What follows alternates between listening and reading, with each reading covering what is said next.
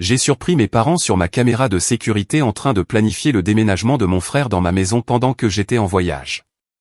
Une fois que tout sera là, elle ne fera pas de scène. Elle l'acceptera, a dit maman. Alors, je leur ai tendu un piège et j'en ai profité. J'étais à 1000 km de là, à Denver, lorsque mon téléphone a vibré contre la table de conférence en acajou. Mouvement détecté. Salon. J'ai ouvert l'application, m'attendant à voir un livreur. Au lieu de cela, j'ai vu mes parents, Sandra et Steven, debout au centre de mon sanctuaire avec un étranger tenant un presse-papier, un entrepreneur. Il n'arrosait pas mes plantes. Il tenait un mètre-ruban contre la paroi vitrée de mon jardin hydroponique. La voix de ma mère est passée par le haut-parleur, minuscule et déformée, mais reconnaissable. Tané a besoin de cet espace pour son studio de création de contenu. Abat simplement le mur. Morgane ne fera pas de scène. Elle l'acceptera. Elle avait raison sur un point. Je ne ferai pas de scène. Je ferai la guerre. Laissez un commentaire et faites-moi savoir d'où vous écoutez et quelle heure il est pour vous en ce moment. J'aimerais savoir qui fait partie de notre communauté. Je n'ai pas crié. Je n'ai pas appelé la police. Pas encore. Ce serait une solution temporaire pour une pourriture structurelle. J'avais besoin d'une démolition totale. J'ai fermé l'application de sécurité et ouvert mon portail de voyage. J'ai réservé le prochain vol au départ de l'aéroport international de Denver, aller simple. Je ne retournais pas voir ma famille. Je retournais liquider un investissement raté. Je savais exactement quand frapper. Tané n'était pas connu pour sa discrétion. Pendant des semaines, il avait publié des messages sur une grande révélation pour ses abonnés ce samedi à 2h de l'après-midi. Une grande ouverture de sa nouvelle maison de contenu. Il voulait un public. Il voulait montrer au monde son succès. J'ai décidé à ce moment-là que je lui donnerais exactement ce qu'il voulait. Je serais son invité surprise. Le vol pour Seattle a duré 3 heures. Je n'ai pas passé une seule minute à pleurer ou à faire le deuil de la relation que je pensais avoir avec mes parents. Je l'ai passé à travailler. J'ai acheté le forfait Wi-Fi et ouvert mon ordinateur portable. Il était temps d'organiser les archives. J'ai créé un nouveau dossier sur mon bureau et je l'ai simplement nommé le grand livre. J'ai commencé à extraire des fichiers. Relevé bancaire d'il y a 5 ans. Historique Venmo. Accords signés pour des prêts commerciaux qui n'ont jamais été remboursés. J'ai glissé et déposé chaque transaction dans le dossier. Il y avait les $4000 pour son équipement de podcast qui prenait la poussière dans un garage. Les $7000 pour l'entreprise de livraison directe qui n'a jamais expédié un seul produit. Les $10 000 pour la compte de la voiture parce qu'il avait besoin d'un transport fiable pour se rendre à des entretiens d'embauche auxquels il n'a jamais assisté. J'ai regardé le montant total sur la feuille de calcul, $115 000. Ce n'était pas un soutien fraternel. C'était un détournement de fonds. Mes parents ne l'avaient pas seulement permis. Ils avaient facilité le vol de mon avenir pour financer ces délires.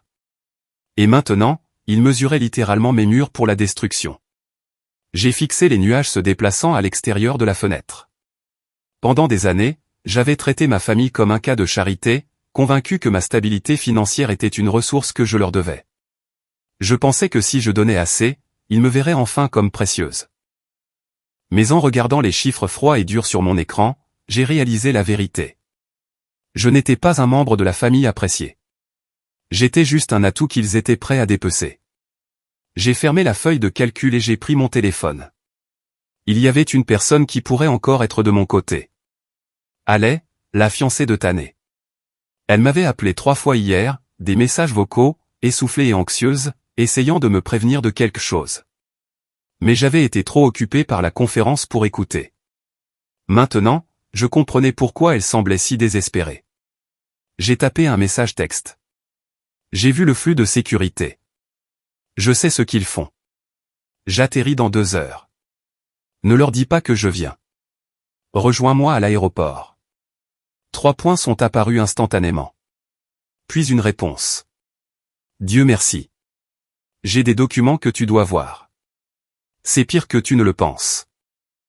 J'ai éteint mon téléphone et je me suis penché en arrière contre l'appui-tête. La colère qui brûlait dans ma poitrine s'est refroidie en quelque chose de solide et de lourd comme une pierre. Je n'avais plus peur de la confrontation. Je l'attendais avec impatience. Ils voulaient abattre mes murs. Bien. Mais ils avaient oublié que c'était moi qui avais construit les fondations, et je savais exactement où placer les charges pour tout faire tomber. J'étais assise dans la voiture de location à 3 pâtés de maison de mon allée, regardant l'horloge numérique du tableau de bord défiler vers 14 heures. Mon ordinateur portable était ouvert sur le siège passager, l'écran lumineux avec la feuille de calcul que j'avais nommée le grand livre. C'était une autopsie complète de ma relation avec ma famille, quantifiée en rangées et colonnes froides et dures. J'ai fait défiler l'historique. 5 ans, 115 000 $. C'était stupéfiant quand je regardais tout cela d'un coup. Il y avait les 20 000 $ pour la fête de lancement de la marque de style de vie de Tané, un événement qui consistait pour lui à acheter des tables dans un club pour des gens qui ne connaissaient pas son nom. Il y avait les 8 000 $ pour son loyer d'urgence quand il a prétendu que son colocataire lui avait volé son argent. J'ai découvert plus tard que le colocataire avait déménagé 3 mois auparavant. Il y avait des transferts sans fin de 5 cents, 1000, 2000 $, me vidant lentement, silencieusement. J'ai fermé les yeux et j'ai imaginé ma maison, spécifiquement la véranda que j'avais convertie en jardin hydroponique. C'était mon sanctuaire. J'avais passé des mois à faire des recherches sur les solutions nutritives et les cycles d'éclairage. C'était le seul endroit au monde où je me sentais complètement en paix, entouré du doux bourdonnement des pompes à eau et du parfum propre du basilic et de la menthe. C'était un système vivant qui exigeait patience, soin et respect, tout ce qui manquait à ma famille. Et ils allaient le détruire à coups de marteau. Pour eux, mon sanctuaire n'était qu'un espace perdu. Ils voulaient remplacer mon jardin vivant et respirant par des anneaux lumineux, des écrans verts et une enseigne au néon disant « Le monde de Tané ». Ils voulaient transformer mon temple du silence en une usine de bruit. Pendant des années, les gens m'avaient demandé pourquoi je faisais cela. Pourquoi je continuais à faire les chèques? Pourquoi je continuais à répondre au téléphone, en regardant les chiffres? Maintenant, je comprenais enfin le mécanisme derrière mon propre comportement. Ce n'était pas de la générosité. Ce n'était même pas de l'amour. Pas vraiment. C'était une réponse traumatique. J'avais forgé les maillons d'une chaîne invisible toute ma vie. En grandissant, j'ai appris que l'affection de mes parents était une monnaie volatile. Si je n'étais pas utile, j'étais invisible. Si je ne résolvais pas un problème, j'en créais un. Alors, j'ai appris à flatter. J'ai appris à anticiper leurs besoins et à payer pour leur approbation avant même qu'ils ne le demandent. Je m'étais convaincu que si je payais assez, si je réussissais assez, je pourrais acheter ma place en tant que membre précieux de cette famille.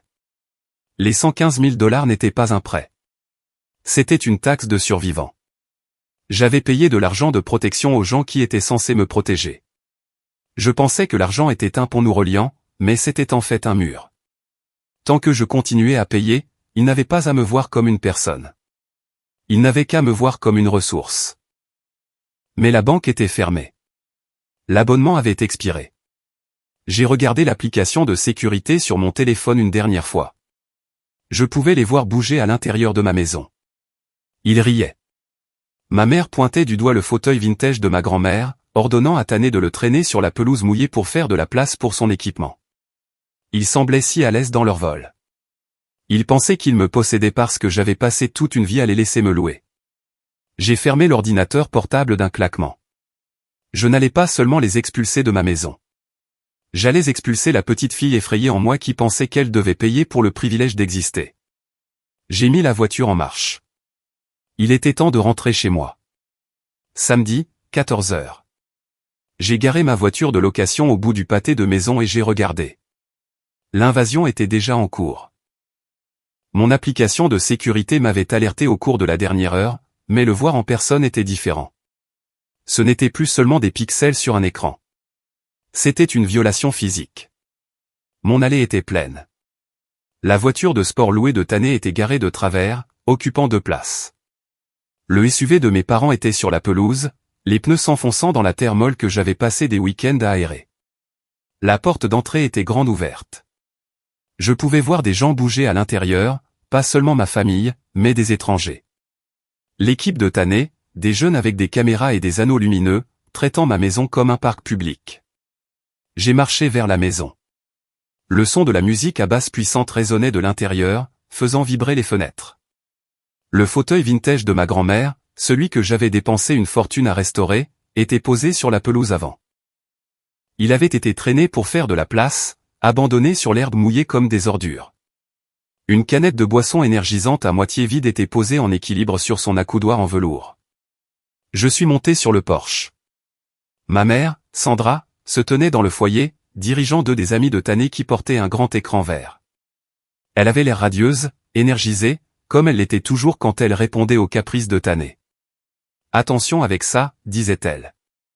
Il faut que l'éclairage soit parfait pour le flux. » Elle s'est retournée et m'a vu. Pendant une seconde, elle s'est figée. Puis son expression est passée du choc à l'agacement. « Morgane, qu'est-ce que tu fais ici?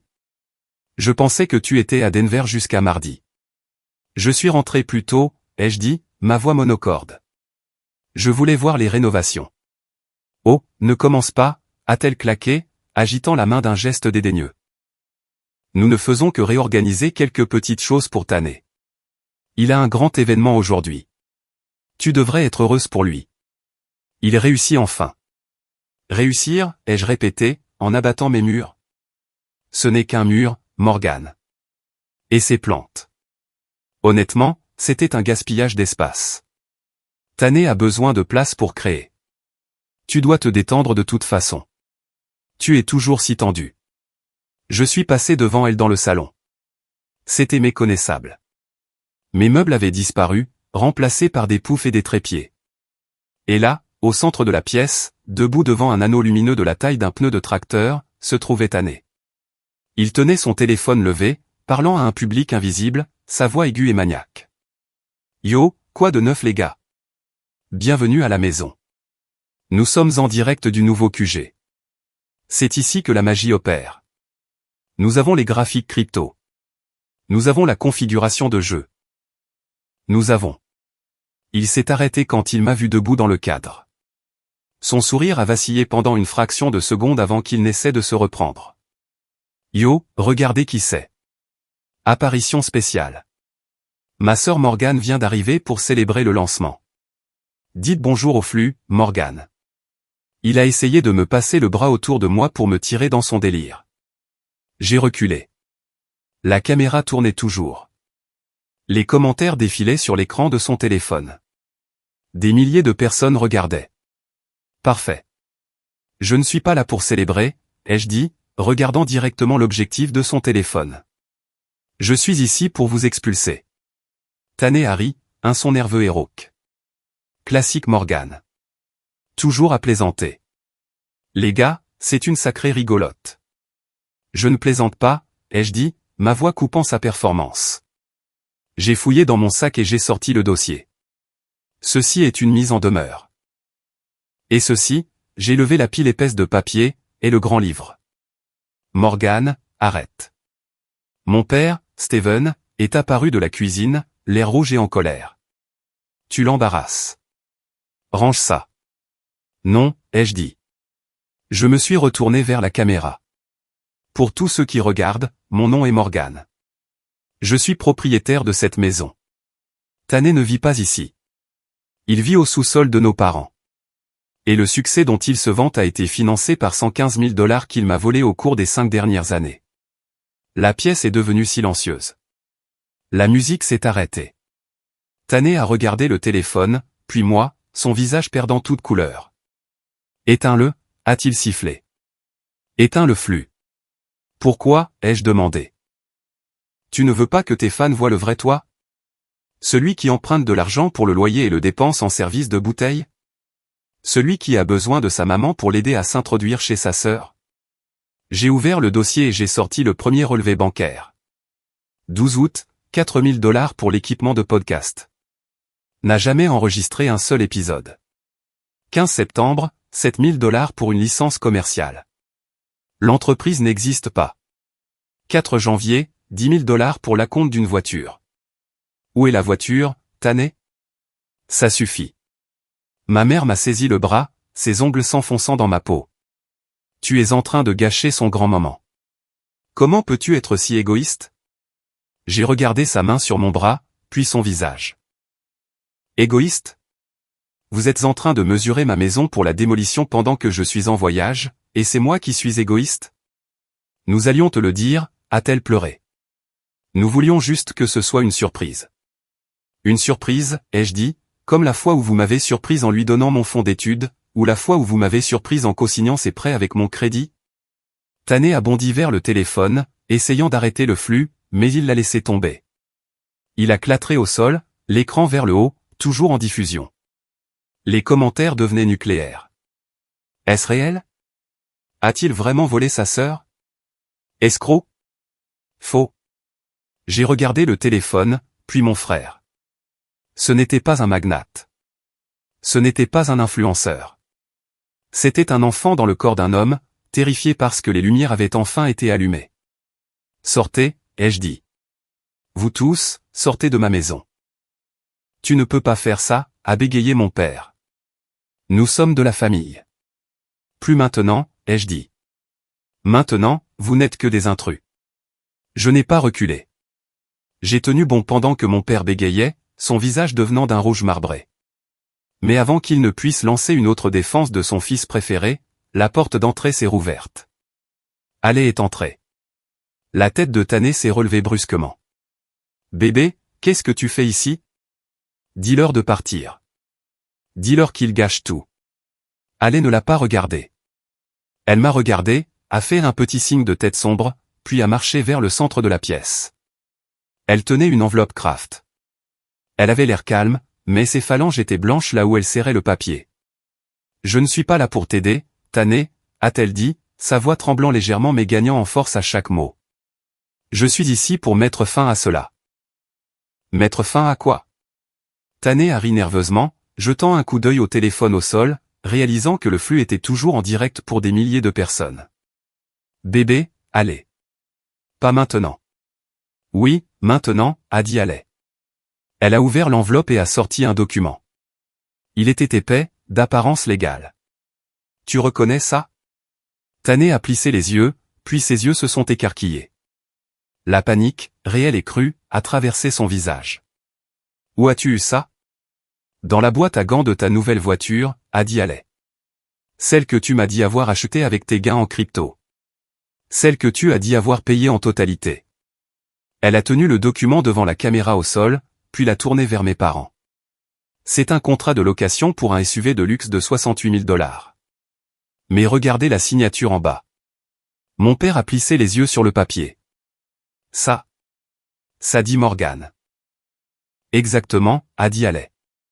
Il n'a pas acheté la voiture, il l'a louée, et il a falsifié la signature de Morgan en tant que co-signataire parce que son score de crédit est dans les ordures. J'ai senti l'air quitter mes poumons. J'ai arraché le papier de sa main. C'était là, mon nom griffonné dans une écriture qui essayait trop fort de ressembler à la mienne, mais qui avait les boucles dentelées révélatrices de l'écriture de Tané. Il avait commis un vol d'identité contre sa propre sœur. Tu as falsifié ma signature, ai-je demandé, ma voix à peine un murmure. Tu as volé mon identité. Ce n'était qu'une co-signature, a crié Tané désespéré. J'allais faire les paiements. J'avais juste besoin d'un petit coup de pouce pour être approuvé. La voiture fait partie de la marque. Morgan, il faut dépenser de l'argent pour en faire. Tu as commis un crime, ai-je dit. Ce n'est pas dépenser de l'argent. C'est de la fraude.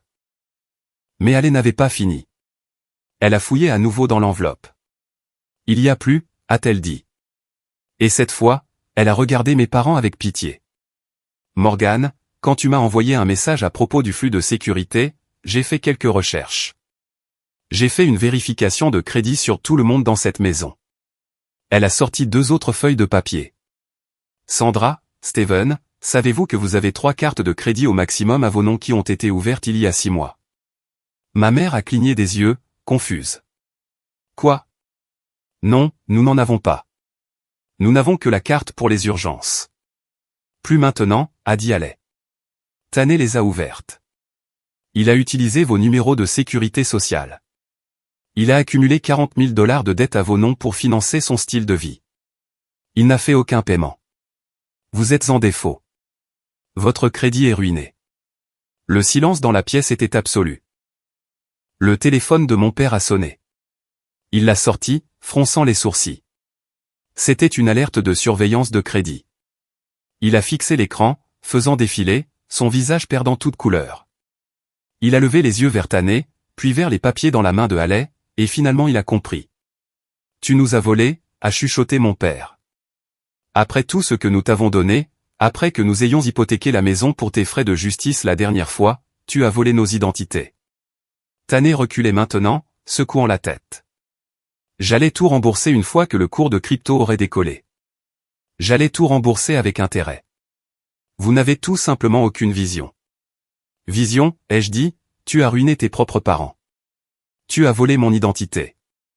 Tu étais sur le point de détruire ma maison. Ce n'est pas de la vision, Tané. C'est de la prédation. J'ai regardé mes parents. Ils se tenaient là, brisés. Le fils qu'ils avaient protégé, le fils qu'ils avaient choisi plutôt que moi maintes et maintes fois, les avait dévorés vivants, et ils n'avaient même pas senti les dents avant qu'il ne soit trop tard. Sortez, ai-je dit à nouveau. Vous tous, maintenant. Ma mère m'a regardé, les larmes coulant sur son visage. Morgane, s'il te plaît. Nous ne savions pas, vous ne vouliez pas savoir, ai-je dit. Vous étiez tellement occupé à le construire que vous n'avez pas remarqué qu'il vous détruisait. Et vous étiez tellement occupé à me détruire que vous n'avez pas remarqué que j'étais la seule à vous soutenir. J'ai pointé la porte. Partez avant que j'appelle la police et que j'ajoute l'intrusion à la liste des accusations. Ils sont partis, mon père trébuchant comme un vieil homme, ma mère sanglotant, Tané courant vers sa voiture louée qui était sur le point d'être reprise. Haley est restée un instant. Je suis désolé, a-t-elle dit. J'aurais dû te le dire plus tôt. Tu me l'as dit quand c'était important, ai-je dit. Merci. Elle a hoché la tête et est sortie, refermant la porte sur l'épave de ma famille. Je suis resté dans le silence de ma maison, l'anneau lumineux toujours allumé, l'écran vert toujours en place, mais le bruit avait disparu. Les parasites étaient partis. J'ai ramassé le téléphone de Tané par terre. Le flux s'était arrêté quand la batterie était morte. Mais les commentaires étaient éternels, tout comme la vérité. J'ai marché jusqu'à mon mur de jardin. Il était toujours debout. Il ne l'avait pas encore touché. J'ai appuyé ma main contre la vitre, sentant la surface fraîche. Mon sanctuaire était en sécurité. Mon grand livre était fermé. Et pour la première fois de ma vie, je n'étais pas seulement la survivante, j'étais la victorieuse. La police est arrivée 12 minutes plus tard. Je les avais appelés moi-même, déclarant clairement que j'avais des intrus sur ma propriété qui refusaient de partir. 2 officiers ont remonté l'allée, leurs expressions professionnelles et illisibles. Je les ai rencontrés sur le porche, leur remettant une clé USB contenant les images de surveillance, l'enregistrement du flux en direct et les copies numériques du bail falsifié et des rapports de crédit. Il est à l'intérieur, ai-je dit, désignant Tané, qui était assis par terre la tête dans les mains. Tané. Il a commis un vol d'identité contre moi et nos parents. Il a également commis une intrusion et détruit des biens. Les officiers sont entrés. J'ai regardé depuis l'embrasure de la porte pendant qu'il parlait à Tané. Il a d'abord essayé de discuter, sa voix s'élevant dans ce gémissement familier, affirmant que tout était un malentendu, une dispute familiale. Mais ensuite, Haley leur a remis la copie physique du bail falsifié. L'officier l'a regardé, a regardé Tané, puis a sorti ses menottes. Tané, levez-vous. Mettez vos mains derrière votre dos. Ma mère a crié. C'était son animal brut qui a résonné dans la maison. Non, vous ne pouvez pas le prendre. C'est juste un garçon. Il ne l'a pas fait exprès. Elle s'est précipitée en avant, saisissant le bras de l'officier. Il l'a repoussé doucement mais fermement. Madame, reculez. Votre fils est en état d'arrestation pour fraude et vol d'identité. Morgane, arrêtez-les, a-t-elle hurlé, se tournant vers moi. Son visage était tordu et laid de désespoir. Dis-leur que c'était une erreur. Dis-leur que tu lui as donné la permission. C'est ton frère. J'ai analysé son expression pour une trace d'instinct maternel. Mais tout ce que j'ai trouvé, c'était la panique d'une complice perdant son bouclier. Elle regardait son fils se faire menotter pour avoir volé son identité, pour avoir ruiné son crédit, pour avoir failli détruire sa vie. Et elle essayait toujours de le sauver. Elle essayait toujours de me sacrifier pour le faire. Je ne lui ai pas donné la permission, ai-je dit à l'officier. Portez plainte pour tout. Monstre, a crié mon père. Tu es en train de ruiner cette famille. Tu envoies ton frère en prison. Non, ai-je dit, ma voix calme, presque ennuyé. Il s'est envoyé lui-même en prison quand il a signé mon nom. Et vous l'avez aidé à faire ses valises quand vous lui avez appris qu'il pouvait prendre tout ce qu'il voulait. Ils ont emmené Tané. Il pleurait maintenant, suppliant, me regardant avec des yeux grands et terrifiés.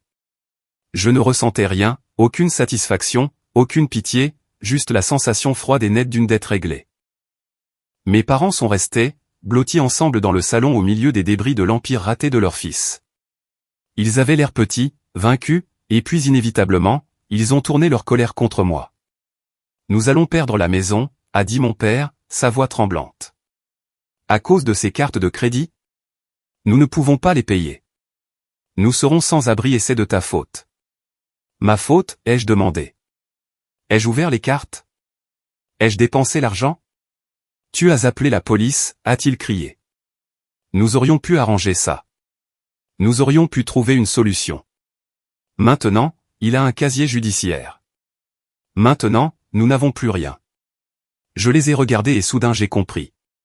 Ce n'était pas seulement du déni. C'était de la survie. S'ils admettaient que Tané était un monstre, ils devaient admettre qu'ils en avaient élevé un. S'ils admettaient qu'ils leur avaient volé, ils devaient admettre que leur amour était une faiblesse qu'il exploitait. Il était plus facile de me blâmer. Il était plus facile de faire de moi le méchant que de se regarder dans le miroir et de voir les imbéciles qu'ils étaient devenus. Je vous délivre un avis d'intrusion formelle, ai-je dit. Si vous revenez ici, vous serez également arrêté. Sortez. Tu ne peux pas faire ça, a chuchoté ma mère. Nous sommes tes parents. Vous étiez mes parents, ai-je dit. Maintenant, vous n'êtes que les gens qui se sont introduits dans ma maison. J'ai marché jusqu'à la porte d'entrée et je l'ai tenue ouverte. Ils m'ont regardé un long moment, attendant que je craque, attendant que la fille qui réparait toujours les choses revienne, mais elle était partie.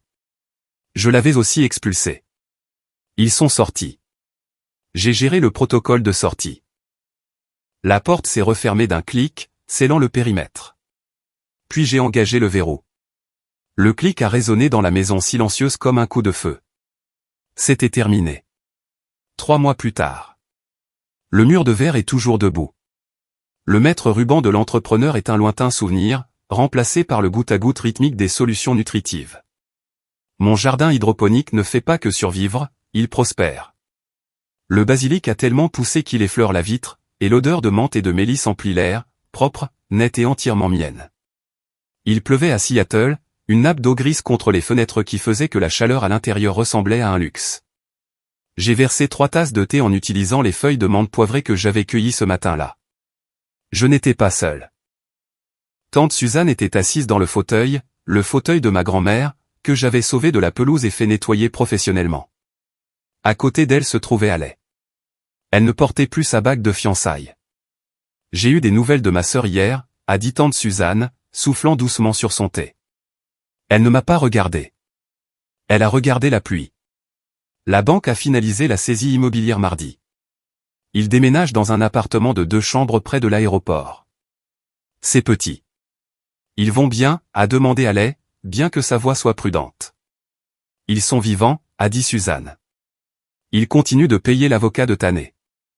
Et ils continuent de dire à quiconque veut bien les écouter que Morgan a volé leur retraite. J'ai pris une gorgée de thé. Le liquide était chaud et réconfortant. J'ai attendu que la culpabilité vienne.